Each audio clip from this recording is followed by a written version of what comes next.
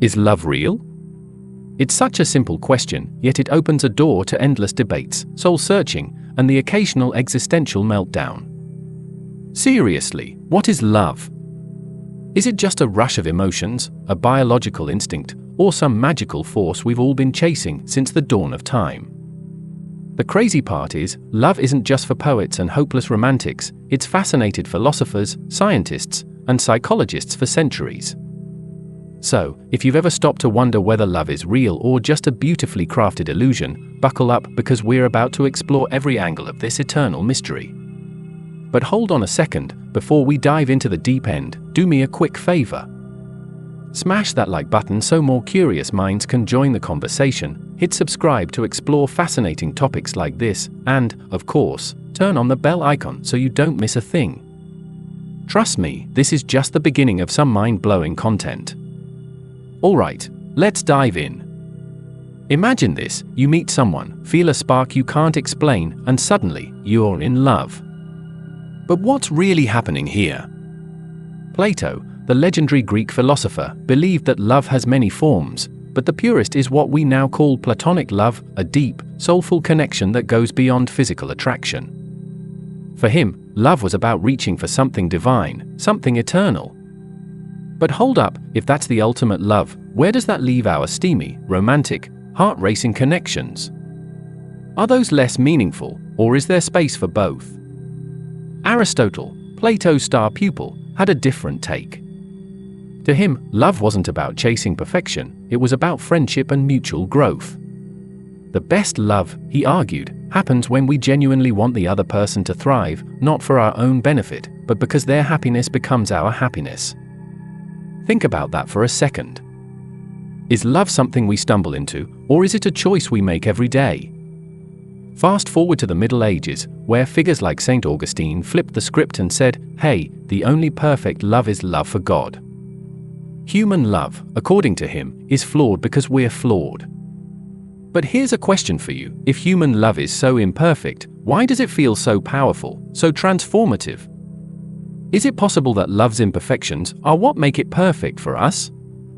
The Renaissance was all about celebrating humanity, and with it came the idea of romantic love as something passionate, idealized, and often tragic. But fast forward to modern times, and philosophers like Simone de Beauvoir started to challenge this idealization. She warned that romantic love, when overglorified, can trap us, making us dependent and even losing ourselves in the process. So here's another curveball, does love free us, or does it tie us down? Now, let's get scientific for a second. Neuroscience tells us that falling in love is like setting off a fireworks show in your brain. Dopamine, oxytocin, serotonin, these are the stars of the show, creating euphoria and connection.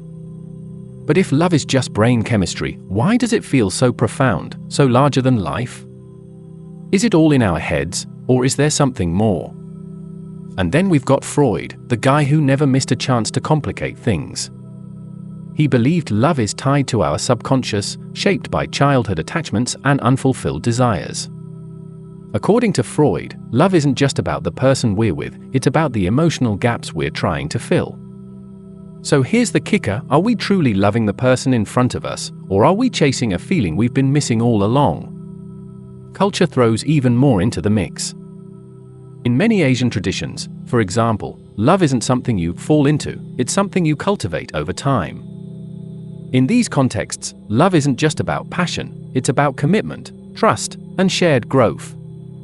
So, here's a question for you, is love universal, or does it depend entirely on where and how you've been raised? Even animals make us rethink love. Some species, like penguins or wolves, form lifelong bonds, sparking debates about whether love is uniquely human. If animals can love, does that mean love is part of nature itself? Or are we just projecting our ideas onto them? Today, with dating apps, long-distance love, and concepts like polyamory, we're reshaping the boundaries of what love can look like. Does this mean we're evolving our understanding of love, or are we simply highlighting the fact that love has always been multifaceted and flexible? So, is love real? The answer depends on where you're looking. For some, it's a spiritual connection that transcends time and space. For others, it's a chemical reaction, a survival mechanism to ensure our species doesn't go extinct. And for many, it's a mix of feelings, choices, and societal influences that refuse to fit neatly into a single box. Maybe, just maybe, the beauty of love lies in its mystery, in the fact that we'll never fully define it, but we'll never stop trying.